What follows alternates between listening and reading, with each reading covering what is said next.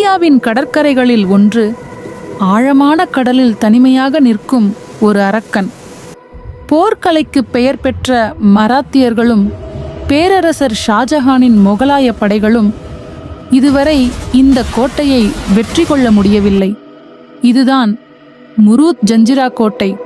சுமார் 500 ஆண்டுகளுக்கு முன் அரபிக்கடலின் கரையில் வாழ்ந்த ஒரு சிறிய சமூகத்தைச் சேர்ந்தவர் சித்தி மக்கள். அவர்கள் ஆபிரிக்காவிலிருந்து வந்தவர்கள்.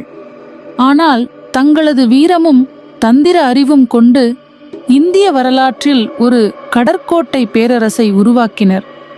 முரூத் நகரத்திலிருந்து 1.5 கிலோமீட்டர் கடலில் பாறைகளின் மீது கட்டப்பட்டுள்ள ஒரு மிரட்டும் கோட்டை.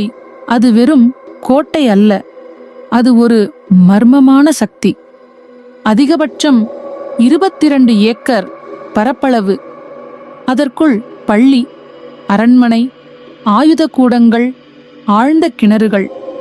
இது வெறும் கட்டிடமில்லை, இது ஒரு கடலுக்குள் வாழும் நகரம். கடலுக்கு நடுவே கட்டப்பட்ட இந்த கோட்டைக்கு சிவாஜி, ஆங்கிலேயர், மொகலாயர் யாரும் வெற்றி கொள்ள முடியவில்லை. ஜஞ்சிராவை ஒரே வழியில்தான் அடைய முடியும், கடல் வழியாக. தூரத்திலிருந்தே இதை கண்ணால் காண முடியும்.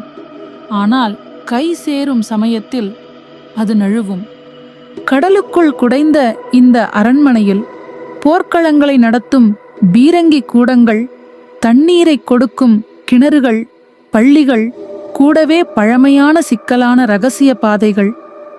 இந்த கோட்டை ஒரு எத்தனையோ தாக்குதல்களை தாங்கியது. சித்தி வீரர்கள் ஒரு சிறு சமூகமாக இருந்தாலும் அவர்கள் அறிவும் வீரமும் இந்த கோட்டையை கைப்பற்ற முடியாத அரணாக மாற்றின. இன்று முரூத் ஜஞ்சிரா ஒரு சுற்றுலா இடமாக மாறியிருக்கலாம்.